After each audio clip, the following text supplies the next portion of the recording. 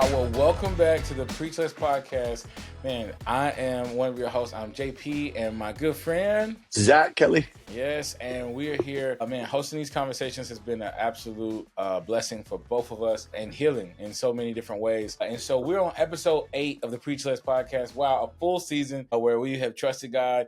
We've had conversations that I know have changed both of us and really has given us a sense of gratitude. And this episode, what we wanted to do was just kind of like really take time to be able to thank you guys and really kind of encourage some of you to start things that you've been holding. You know, like if you have been literally kind of on the fence with starting that podcast or starting that business or taking a chance on yourself in some type of way, we just wanted to take time to be able to talk about that. And so, I'll start from that place. The concept and the thought is this: what typically holds people back? And why is that such a terrible excuse in the grand scheme of things? That's our thought that we're kind of like taking. What typically holds you back, and why is that such a terrible excuse? And I'll just point you to one place. I'll point you to the graveyard. Graveyards, I remember seeing a quote one time. The graveyards are the place that's full of potential. And one thing that we all learn is that you can't cash potential in. You can't. You like potential. It doesn't get anything done for you. You can have the best of intentions, but just having good intentions and having a lot of potential doesn't ensure that you're gonna actually get something accomplished. And so the reason why I say it's such a bad excuse to overthink things and to have analysis paralysis is because you can ask anyone who at the end of their life, they would say they wish they had more of, and it wouldn't be more excuses. It wouldn't be more money. It would be more time. And so because time is of the essence and it's the present, we just wanted to be able to kind of encourage you guys to speak to that. So Zach, what would you say as far as to encourage someone getting over that voice in their head that's saying, no, I'll do it when I'm gonna wait until, but it's been perpetually that. And some people have found themselves in cycles of that where they started out 6 weeks of that, 6 months of that, 6 years of that.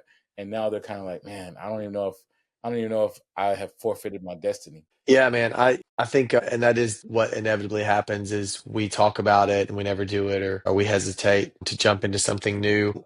I am a creature of habit. I'm routine. I'm really structured. That doesn't necessarily mean I resist change. Try my best to embrace change. But if I'm not careful, I will become so devoted to my routine and the way things are that, I'll attribute my success or whatever it is to my routine. And therefore, because we figured out how to do this thing really well, I'm just going to do this thing. And I'll be honest, as we're talking about, I didn't know we were going to talk about this today, but as I'm reflecting on what you're saying, I'm like, the past 2 years has been marked by a lot of like just trying new things and seeing how they go. And I don't regret any of it. Some of it didn't go great, some of it whatever, but I don't regret any of it because I've learned so much in doing it. So for me, I think I'm hesitant to jump into something new because of fear of failure, of course.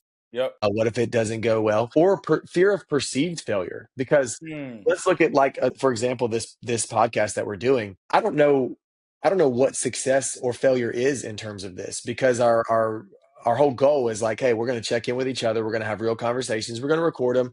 And that way, if they can benefit anybody, then they're there for people. So if the goal was to have like a lot of people or a lot of subscribers or whatever, like then maybe we're a failure. I don't know what that is. If the goal was, so I think a lot of it is fear of perceived failure, because what if I do it and I love it, but people don't think it's good? And I think that's what keeps us, because I'm like, I came to, a point over the last couple of years in trying a lot of these things where I realized the fear of man always negates the fear of God, and you can't fear both. Jesus said no one can serve two masters. So if I fear man's opinion of whatever it is that I'm doing, I will be a slave to man's opinion. And then I have to do whatever man wants me to do. And listen to what man wants you to do. Do nothing, stay in your house, scroll on your Instagram all day, and don't try anything. Don't share your faith with me. Don't become, healthy. Don't try new things. Don't become, make something of yourself the Lord wants you to do. Like So man's opinion is extremely critical of the ones who don't live according to societal norms. So you can't live according to man's opinions. In my mind, JP, it's fear of perceived failure and not actual failure that keeps us from actually stepping out and doing new things. I would say it another way too. I think that it is the invisible, unassuming layer of pride that keeps us there. Because the perception of what you're talking about, the fear of the perceived failure, like that, who is it perceived by? Other Yeah. people. And Yeah. if I'm afraid of the perception of me not being favorable of me, again, there's a level of me that I'm giving credit to my entire existence, operation, purpose, like all that stuff that is put me on a pedestal in certain parts of my heart that I'm like, nah, like I can't go out like that. I can't be associated with that or whatever. Or the fear of what if I can't do it? What if if I don't have everything inside myself to actually accomplish this? Man, what people gonna say? Like what? Like I'm this person. Like I really like this, and we all like our levels of comfort, but that's sometimes what's stopping us. That's what's holding us back, big time, bro. Is Yep. I'm reminded of the proverb where it's like pride comes before a destruction, a haughty spirit before a fall. It's not just that pride comes before a fall. Pride comes before destruction. And sometimes that pride is so subtle. It's so subtle. Like, you know what I'm saying? Like us being a proud person. I'll never forget, man, like a few conversations ago, me and you were talking, and I've literally said this to a few people who I'm talking to about like eldership and stuff like that. It's like, hey man, I heard this from my good friend, and when he said it resonated with me. But if you see pride in me, if you see that I'm starting to move, and pride being defined as this, a unhealthy unreliance on God Mm, about doing anything. You know yeah. what I'm saying? Like I'm just simply unreliant on God. Like I ain't even stopped first to ask him. You know what I'm saying? I'm not walking with a level of sobriety that like, okay, it's this whole thing is God. We can't build successful families on our own. We can't just go out here and manufacture, healthy families, healthy rhythms, all that stuff. Like that's God. And so that's what I was telling him. It's like, hey, if you see this on me, like, please, call it out. Like, and by call out, I mean, like, come join me, like, pull me about. It's like, hey, I love you, man. At me. I'm seeing, yeah, hey, I love you, like, but I'm seeing this. Like, do you see this? And then also be patient with me because I might not see what you're Yeah. saying and I might not be able to process it healthily. Mm, So can I trust you with the fact I'm telling you before it happens that hey, yeah. you best believe that if you bring something to me in the wrong way, I Get might defensive. Yes, Yeah. I might get it. I'm gonna get it. Like, you know what I'm saying? Like, so it's like if we could have conversations with our wives from years ago, right? If we could have conversations with them, like, let's say 2011, whatever. And we're like, hey, this is us in the future. Can you make this commitment that you'll make these vows? Yes, but even when you're trying to uphold it, even when you're trying to support me, I need to feel safe enough. I need to trust you enough that, like, okay, even if I invite you in that space, you'll hold tension and you'll hold space for me, for my humanity, even in that moment. And you won't just be like, you told me to do all this and look at you, blah, blah. And it's like, okay, hey. I'm just telling you, I'm human too. All of us are human. And so I think that pride keeps us from trying new things. Does. Pride keeps us from bringing people in to a situation that we don't think is good enough. You know what I'm saying? Some people don't invite people to their house act because their house ain't what they think it should be. Now, hoarder situations, that's a whole nother situation. But like there's some people who literally like won't do whole things in life because that perceived fear. Yes. You know what I'm saying? Real or imagined. Yeah, that is so true. And I would even say too, like I think of so many examples over the past year of so like a couple of years ago, I set out to I started a blog, I started writing, and I kind of wanted to do something like that for a while, but it felt like people would perceive it as pride. It's like, oh, you think you write stuff people want to read? I don't want people to think that, I think like, and to be honest, I just want like I want to write one day.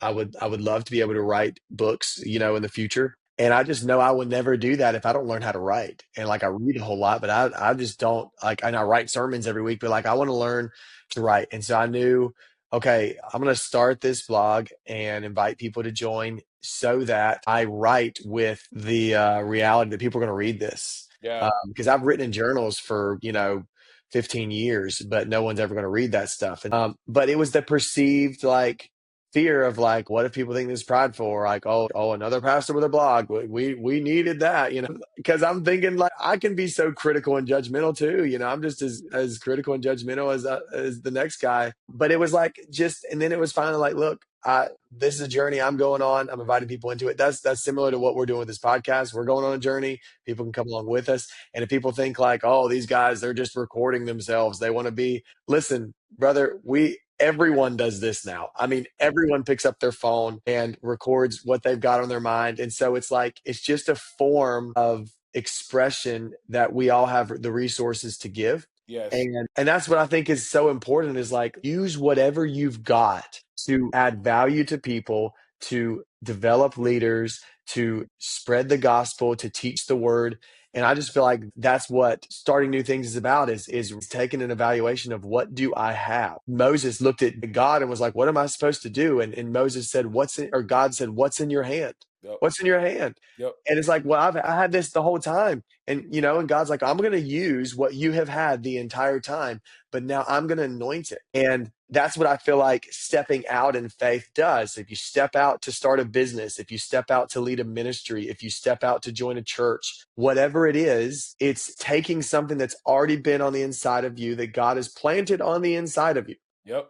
And then allowing God to use it through you. So we've talked about this, I think, in some of our conversations, that the Lord does something in you first, and then he does it through you. And I think that's the confidence we can have in walking into something new, is like, this is something that I am going to allow the Lord to teach me in and teach me through. And here's the reality. You will not be good at it. You will not be great at it. It would not be amazing until you just go on the journey and let God, walk you through it. And over time, you'll get better. Yep. And everything starts as a seed, right? And then it grows into something. I think that a lot of people don't feel safe enough. Like there's not a lot of people. It's oftentimes that people say this: I got that idea, but like no one believes in me. I would do it, but no one believes in me. I would do it, but no one. And it's like, no one around you currently, but you have it in you. And sometimes it's not your closest family who supports you the most.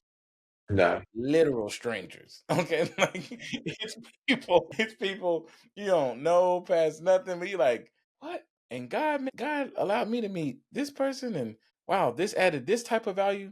There's countless people, so many of you like who leave comments, and me and Zach talk about this, that like we didn't even know we were having an impact on some of you. We didn't even know you was even watching our live. Like we didn't know that like we was connected. We knew we were connected to some of you, but like to the way that some of you comment and where you leave certain things where it's like very personal. It's like, I didn't even know that you were still even connected as far as following our journey. That's huge. Yeah. One thing I would like to hear from you, and then I'll share it too, because I don't want us just just giving y'all motivational stuff. I want y'all to know, like, we've done that too. We continually do it. And so I just think about whenever you were saying yes to this assignment, Zach, as far as Breezewood, can you like kind of talk through some of the imposter syndrome that kind of tried to rise in you? You know what I'm saying? I'm sure we still have it to this day to some point, but there was something that you had to overcome to even start stepping in this direction. You know what I'm saying? Yeah. And I think that there's somebody on the other side of this lens who needs to be encouraged that like, hey, like this is what we were thinking. Like here was things that were lies. Like here were things that were constantly coming up to try to derail us from even taking a step. Because if they can realize that, hey, that's just a part of it, and you can get past that, I feel like it's empowering. And so if you share first, and I'd love to share just kind of some, what I went through, but yours is good. I really thought when I stepped into the lead role that God had worked all of it out of me. So I was like, yeah, I'm ready now, because God has squeezed all. So when I first started preaching, it was like, I'm trying to preach like this person, that person, whatever. I'm trying to find. And then, a few years in, it's like, I have learned, hey, I am me. I'm not going to be anybody else. I'm not going to try to preach like anybody else. And then, it was like trying to jump from trend to trend or fad to fad. And so by the time I started to step into this role, I've been in ministry I've been here for 12 years, but I'd been in ministry for about 14 or 15. And I really thought that was adequate time for God to get all of the bad thinking out of my mind. And then stepping into the lead role is like, it's just a whole new set of comparative, spirits. And so then, it became, I got to learn from these churches. I got to, implement these programs. And our church doesn't have this, and we got to have this, and our church doesn't have that, or we're not doing this or that or whatever. And then I started surrounding myself with opportunities to rub shoulders with, pastors who are seasoned and learning from them. But then I just would feel so inadequate. And so I would go preach at, a conference or whatever. And like, I would be so insecure to sit in any of the other services where before the one I was preaching, not because like I didn't want to hear them, because I did not want to compare myself to them. And I did not. And then when I went like to Israel last year, I went with like all of these pastors. I still don't know how I ended up on that trip. I'm still like, why am I here? Because all of these pastors, and there were pastors of all different levels and sizes of churches, but there were some that like, bro, there were people on that trip. I'm like, I don't know. Do you know the Tomi and Toby Ariami who are from? Yeah, he was on that trip. Toby was I ate lunch with him. He paid for my lunch. I didn't know who he was. That brother has Toby like. or Tomi? Toby was with us. Now, Toby, I think, is slightly bigger, but No, they're both. I didn't know who they were. Oh my goodness. What? So he ate lunch with me, and then I walked away. He covered my lunch. I was like, thanks, man. I appreciate that. And like, didn't know who he was until like a few days later, he was on schedule for one of the big events and he was preaching at it. And I'm like, why is he getting to preach instead of any of us? And then I realized this dude is global to the largest scale. Like, yes. I think they have like 500,000 in their network. I don't know. It's crazy. Anyways, I'm on this trip with people like that, and I'm like, why am I here? Anyways, I'm just being honest about like the inadequacy of like, I want to be in these circles because I want to learn, I want to grow, I want to whatever. But then I don't want to be in these circles because I just feel like, who am I? What am I? I have nothing. Like all these guys, all these pastors, like when I would talk about, we're trying to figure out if we need to build, and they're all like, well, what's the square footage of your church? They all have the square footage of their churches memorized. They all have, I'm like, people know that? Why do you know that? Because they've been there, they've done that, and I'm just like, I just feel, inadequate. And so it's learning to like go all the way back to when I was 18 years old, and I'm trying to preach like TD Jakes or Stephen Furtick or whoever it was at that time, Loran Livingston at that time. I laugh at that stuff now. I'm like, we really did that. We really did that. I know. But then JP, here I am 35, 36 years old, just doing it in a different way. I'm trying to be this kind of church or that kind of, and I have to like expose it when I see it, when I realize it in my heart, in myself, and in my conversations where it's like, I'm doing that. Again, I'm just trying to do something because it's what somebody else has done. And I really have to uproot those motives and intentions. And that's one of the reasons why we made simplicity a core value here to get out of the rut of like feel like we got to add more, do more because everybody's doing something, and so man, that's a lesson that I've learned. I'm still learning. I'm still like just having to go back to the intentions and motivations in my heart whenever trying something new. And that's what we're talking about, right? Is trying something new. Are you doing this for the right reason? Are you doing it because you feel like you have to do it because somebody else did or whatever? And it's a lesson that I thought I'd already learned, but I'm learning it again. I want to ask the question that I feel like maybe someone would ask, because even that, Zach, when we start talking about like traveling around the world and all this stuff, like there's somebody on like the backside of like, Podunk Town, USA, like, and it's kind of like, okay, that's all cool and stuff. And that's amazing that God does that. But how do I even know that this could be God prompting me and not ambition? You know what I'm saying? Like, how do I know the difference between God is telling me to do this now versus ambition? And does ambition play a role? Like, you know what I'm saying? Like, so like, what are your thoughts on that? Because I feel like people can listen to us and listen to as we talked about stuff and be like, well, that's good for y'all, but like, I'm back here just trying to figure out, am I even hearing the Lord? Like, you know what I'm saying? Like this seems like a move I should make, but I don't know if it's God, if it's not. And man, I think that that's a real place that keeps people paralyzed. Yeah. And so then they start doing the opposite of what we talked about on the last pod, where it's like we call in denial faith. Like they start calling fear wisdom. You know what I'm saying? And it's Yep. just simply they're scared. Yep. That's so true. I'm just being wise, brother. Just Oh yeah. being wise. Oh, I'm just being wise, like, like, we don't want to. That's a surefire sign of most times that somebody's scared. When I hear those Yeah. words together, I'm always like, okay, are you scared? Like, I Yep. ask, because like, well, because we don't want to. Well, have we done that? Well, no, Yeah. but we don't want to. And it's like, so that's what I'm saying. Talk to that person, because I think that we Yeah. have a little bit to share there as it relates to, okay, how do you navigate? Is this ambition, or is this the anointing of the Lord that is Yeah. starting to open a door? I think it's a question you should ask often to yourself. I mean, like, so ambition is a tricky thing because it's like we live in a culture that rewards ambition, but we also have a Bible that condemns selfish ambition. And I do believe there is a form of ambition that is pleasing to the Lord. Like, I mean, when David stood up on the battlefield and was like, listen here, Goliath, I mean, you'd call that ambitious. Yeah, yeah, So there is a form of ambitious that I think is pure, but I think we need to ask ourselves and those around us who are close to us and the Holy Spirit to reveal where our ambition is driven by selfish motives. And that's the tension of, we need to, I mean, I believe that, the old saying is faith is spelled RISK, like taking risks is a part of faith, and just jumping out and doing things is part of what we are called to do. But we just have to make sure we're not doing it from a place of making our name great or whatever. Give you an example of something that we just jumped into is I think I've talked about it. We started this Heart for the Hills project where we're starting to do things in our community.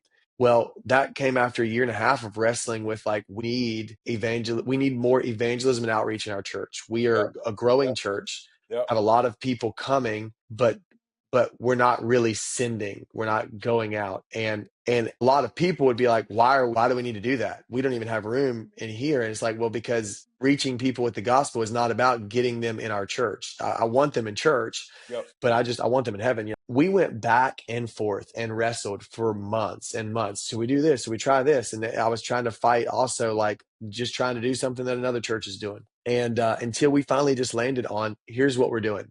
We're going to go get groceries. We're going to give a bag of groceries to 500 of our neighbors. And we're going to put an invite to Easter on there. But more than that, we're going to send teams. We're going to knock on doors.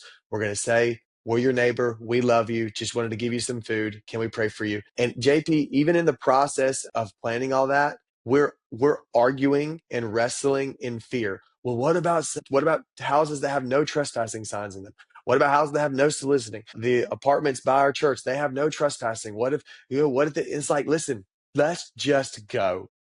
yep, yep, Let's just go, because we're going to talk ourselves out of just loving people. We're going to talk ourselves out of what could happen, and what if this happens, and my friend said this. What if there's a dog? What if there are dogs in the yard? What if there's? Let's just go and figure it out. And it may fall flat. It may be a complete mess. But JP, we did it. We went. We knocked on 500 doors. We ministered to people in their driveways, in their homes, in their living rooms. People weeping, crying. People just giving us hugs. People embracing us. Yeah, every once in a while we get the door slammed in our face, whatever. But like the first step of saying we're going to do something new, we're going to do something we don't understand, and we've tested our motives. We are not doing this to be a bigger church. We are not doing this we shared some photos of the event, but none of us in the neighborhoods, none of us with the neighbors. It was just like, we wanted our church to celebrate. Hey, look, we were able to have 100 and some volunteers come out and did this. And this is about the gospel. This is about Jesus. And we didn't make a big deal out of it. It's a lot of people in our own church still don't even really know that we did that. But that's how we navigated like our motives. Is this to be puffed up in our own eyes, or is this because we know that there is a commission that the Lord has given us and we've got to fulfill it as a church, not yeah, just as individuals? yep. So we send people out. I know people go out in their day-to-day lives and they spread the gospel, they share Jesus, but we've got to do this as a church, and then it will motivate people to do it in their daily lives. Yeah, no, that's good. I think that final piece for me is saying, hey, it is okay for you to have a strong desire to want to achieve something for God. This is why it's important that you give your life to God. Don't just give him a Yeah. piece, because then you'll be always in conflict of why, like, what do I want to do? Look, when you give God your entire life, and now from that place you're like, Lord, all right, I want to be excellent for the glory of God. I want to bring you glory. I want to do exactly what you showed me, because here's the thing. Some people, God will show you a vision in your mind, and the closest thing that you got inspired to was this person online or this whatever. And that was just for you to get context. Sometimes Yeah. God just gives you he just gives you a little bit of an image for context. We had an image of this podcast. Me and you had picked around about Tim Ross in the basement and all these different conversations what me and Zach was having, and and, that's what I was looking for on my phone. But back in August, we were talking, and it was on a thread with me, you, and Ash, and that's my wife, y'all. And out of that, like within moments, we're just talking, and then we're like, Zach, you said let me know when we're gonna start a podcast so we can catch up regularly, and and call it work. You know what I'm saying? And so it's like we're like, oh well, let's see. I don't know, and immediately we just jump on it.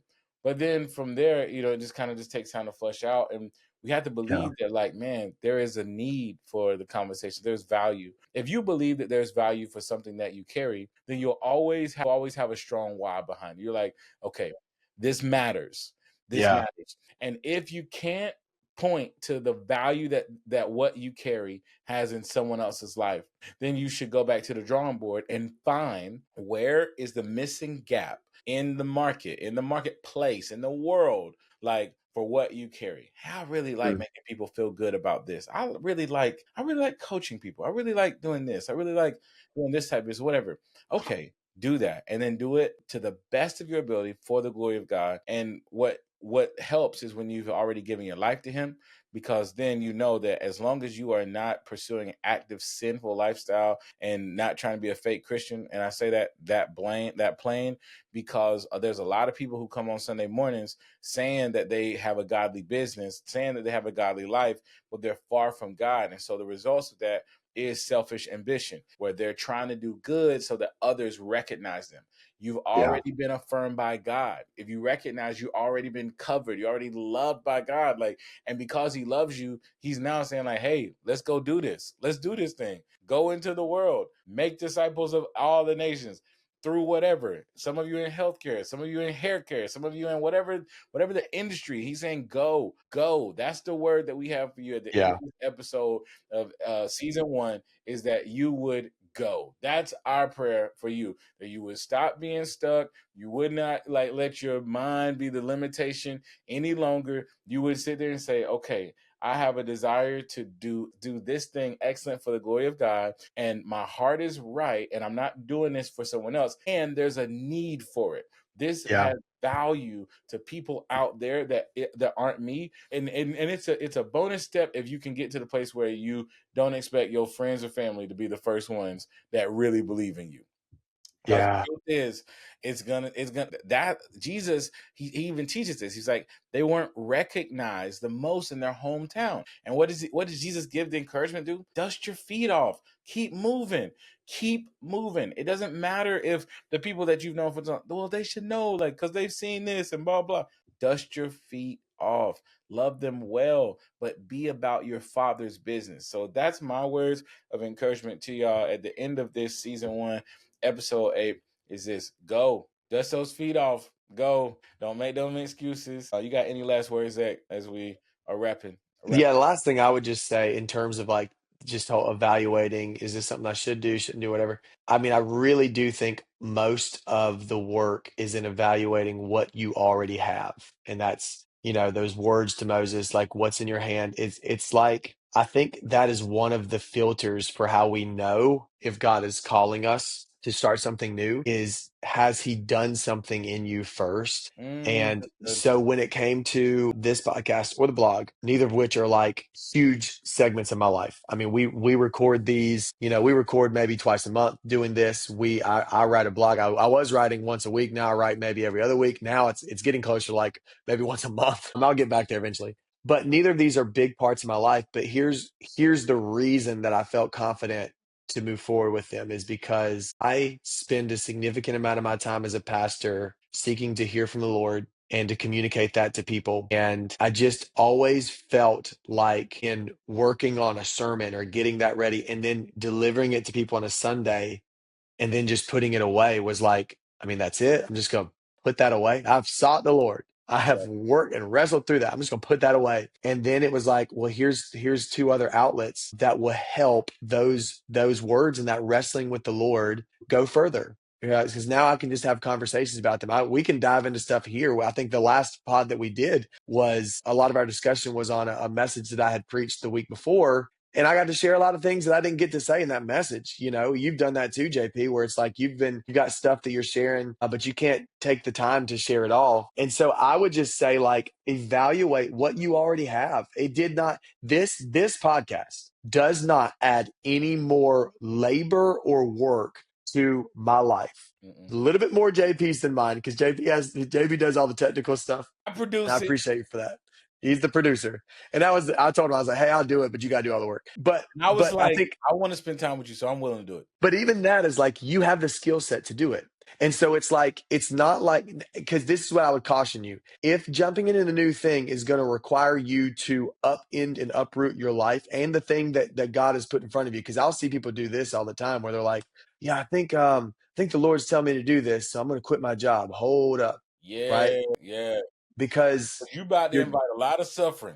Yeah. And I'm not saying there aren't times where the Lord does like call us out of something and into something else, but I'm saying like a lot of times the Lord is like, and that's the wisdom part. The wisdom part is not, I'm afraid to do it. The wisdom part is, how do I do it in a way that's going to honor God and that's not going to put a burden on others, or whatever. And so I think that's just what's really important, is evaluating what's in your hand, what's in your heart, what's going on around you, what opportunities you have, and just remaining consistent in them and going as far as the Lord tells you to go. I have dramatically enjoyed these conversations. I've had people come to me and they're like, hey, I saw something about a podcast, whatever.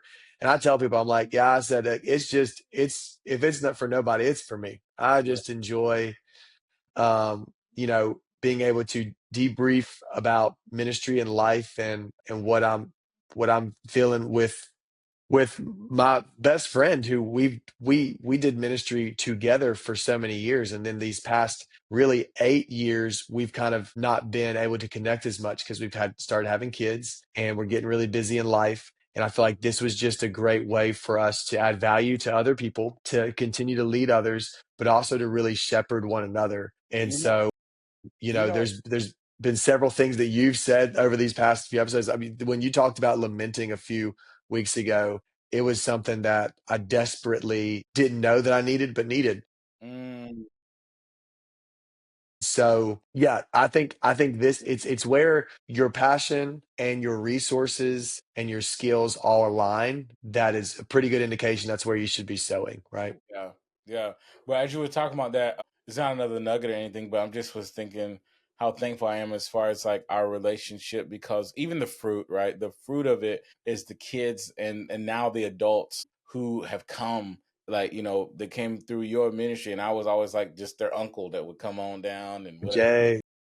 And but what I'm saying is like, so Elise is coming this weekend and she's flying in from Dallas. She's gonna be with us Cool. For the weekend services, and that's gonna be great. But that's byproduct of what? Your student ministry. Our time together. Mary, You and I are our time together. Yeah, Mary comes up, Zay comes up, like countless other ones, and they often, well, Zay's always talking to us about, man, what was it like? How do y'all feel? Did y'all ever think? And the truth is, no, we never. I don't know if we ever like gave that much thought that, oh, this will be the byproduct of it. But I think that I always laugh at making a real decision, and I don't know if I ever told you this, bro, so I got to tell you, like, this is for real.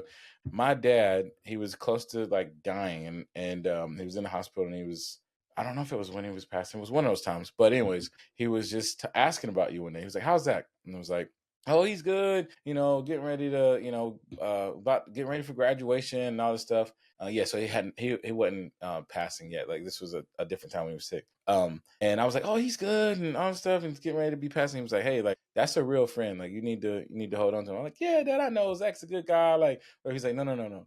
Like I'm telling you, like, you need to like fight for good friends, because good friends don't always come like that. Like friends that are brothers. And honestly, it makes me emotional to think about like there was that moment in college. I oftentimes laugh about it because I was kind of like joking around. I was like, man, like, hey, like, because it was after my dad had that conversation. I knew it was bigger than that moment, but like the only way I could process it with you was just like that laughing thing. So we come home from class one day, and I'm like, hey, man, we about to like go our separate ways. We should do something like that, like was like an olden thing. Like, how about we name our firstborn after each other? Like, I'm kidding, but at the same time, as I think back on it now, there are active decisions that we both made to engage and commit to the future that had not even been revealed yet. Of like, hey man, we're gonna be walking this thing out. This is what we're gonna be doing. And so much so to the point that we named our children after, you know what I'm saying, after each other. Our wives were okay with that. That's a whole crazy thing. But that seed kind of came from me, where my dad had spoke that about you in my life. You know what I'm saying? And he really highlighted that. And that sticks with me to this day. I remember the Christmas after he passed, I'm spending Christmas with y'all. Like, you know what I'm saying? Like I was at y'all's house. Like me and Ashley, we came over there. That was how we spent Christmas morning. And just God knows, he knows. So like there's no amount of ambition, y'all. If you have to lose your character to chase what you feel like God has told you to do, it's an idol. It's an idol. Because what God has called for you to do, it accounts for all of you. You're good, you're bad, your humanity, all the things, man. Sometimes you're blessed enough to have somebody and have a group of people who can move with you through life. Me and Zach have got married together at the same time. We've had kids at the same time. We've gone into ministry things at the same time. But we've experienced, like, I've lost my parent, like, you know what I'm saying? Like death, breathe, all that. Like we've gone through these things. And I just want to encourage some of you who are feeling that growl up. You're finally ready. Don't forget covenant relationships, because the covenant relationships, that's a David Jonathan. That's these other ones who are able to go Saul and Paul. Like, man, you're able to really, like Paul and Timothy, man, like those are blessings. So while you're like looking at what God called you to do, look around at who he might have called you to do it with. But ask him, and then also have honest conversation with them.